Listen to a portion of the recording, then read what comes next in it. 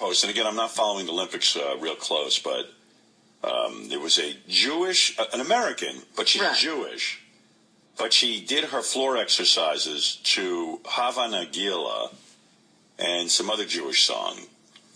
And then somehow they were saying she won the gold and she honored the slain Israeli Olympians. I don't know how she honored them. You know, one thing That's what we were wondering. How do you do that on the podium? I don't know how it was done. Like maybe she said something afterwards, but it really, you know, when you look at the Olympics, and this is why you just see the spineless cowards in the world.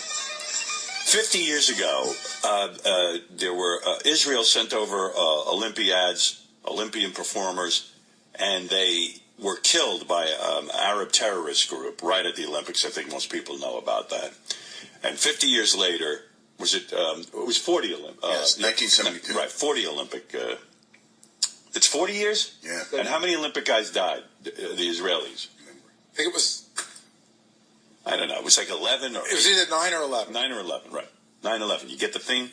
All right. So, anyway, the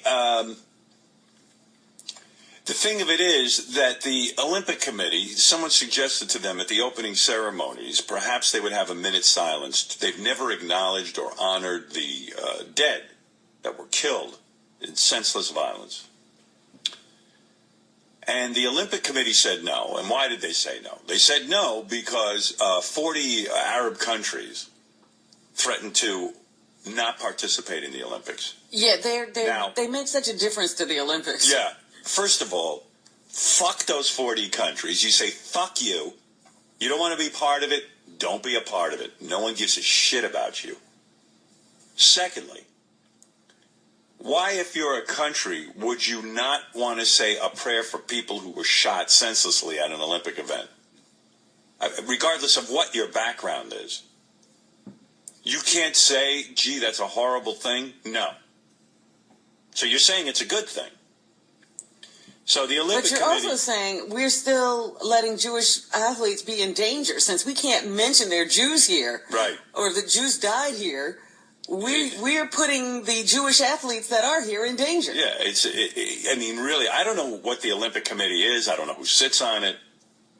But really, I mean, what a bunch of shithead cowards. Howard, can I tell you something great? So one of the wrestlers who was shot, I think his last name is Spitzer, and it's his wife, who's now 66 years old, right, who's tried every single Olympics to get this done. Right. And they turned her down. So yeah, I think it's great that she does that. The head of the Olympic Committee told her, he said, listen, my hands are tied. You know what she said? What? My husband's hands were tied, then his legs were tied, then he was dragged around, then he was murdered. Right. Yeah. I mean, why are people so afraid? Why are people such cowards to say, listen, so that's what we live in, the era of cowards. Yeah, that's what I feel. You're absolutely right.